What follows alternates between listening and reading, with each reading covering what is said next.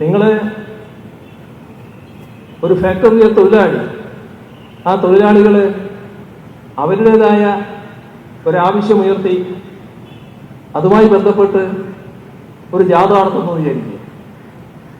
ഒരു പ്രകോപനമില്ല, അവർ റോഡ് സൈഡിലൂടെ മുദ്രാവാക്യം വിളിച്ച് ജാഥ പോവുകയാണ്. പക്ഷേ ആ കാലത്ത് അത് പാടില്ല. വലിയ നിയമവിരുദ്ധമായ കാര്യം. പോലീസ് ചാടി വീഴുന്നു, ആ ജാഥയെ അതിക്രൂരമായി മർദ്ദിക്കുന്നു, തല്ലിപ്പിരിക്കുന്നു, കുറെ പേരെ അറസ്റ്റ് ചെയ്ത് കൊണ്ടുപോകുന്നു. ഇവിടെ ഈ മണ്ണിൽ സംഭവിച്ചതാണ്.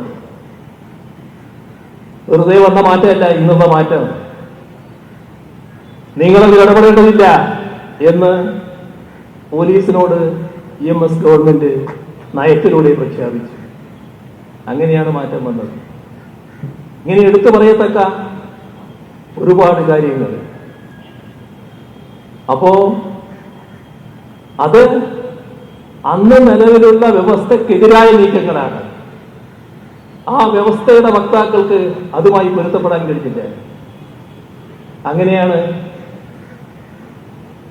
ആ ഗവൺമെന്റിനെ 2 വർഷം കൊണ്ട് പിരിച്ചുവിടുന്ന അവസ്ഥയുണ്ടായത്. പക്ഷേ പിന്നീടും ഇടതുപക്ഷ ഗവൺമെന്റുകളുടെ അധികാരത്തിൽ വന്നു. ഞാൻ ആ ചരിത്രത്തിലേക്ക് അധികം പോകുന്നില്ല. ആ ഗവൺമെന്റുകൾ മുൻകാലത്ത് ചെയ്ത പ്രവൃത്തികൾ വീണ്ടും തുറന്നു എന്ന് കാണാൻ നമുക്ക് കഴിയും.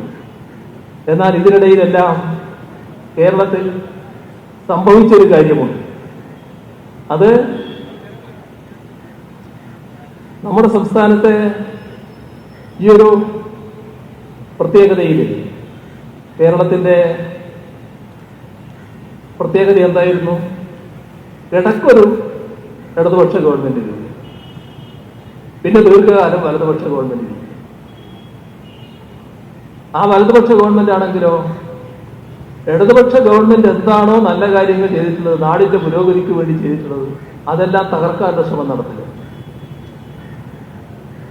ഒരിടവേളയ്ക്ക് ശേഷം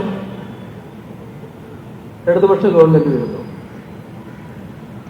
ആ ഇടതുപക്ഷ ഗവൺമെന്റിന്റെ ആദ്യത്തെ വർഷങ്ങളിൽ അല്ലെ ആദ്യത്തെ മാസങ്ങൾ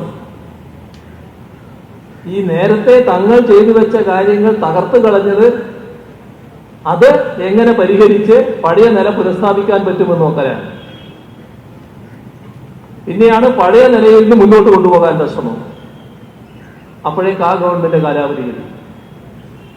ഇടതുപക്ഷ ഗവൺമെന്റുകളുടെ അവസ്ഥ നിങ്ങൾ പരിശോധിച്ച് നോക്കൂ. 57 ഗവൺമെന്റ് 2 വർഷം, 67 ഗവൺമെന്റ് 2 വർഷം, പിന്നെ 80 ഗവൺമെന്റിന് 2 വർഷം. എന്റെ കാലാവധി ഉണ്ടായത്. അതിനുശേഷമാണ് 87 കൂടിയാണ് ഒരു കാലാവധിയും മുഴുവനായി ഭരിക്കാൻ പറ്റുന്ന സാഹചര്യം നമ്മുടെ കേരളത്തിൽ ഉണ്ടാകുന്നത്. ആ സാഹചര്യത്തിൽ തന്നെ ഒരു പ്രത്യേകതയുണ്ടായി. ഓരോ തെരഞ്ഞെടുപ്പിൽ ഓരോ കൂട്ടം എന്ന നിലയാണുണ്ടായത്.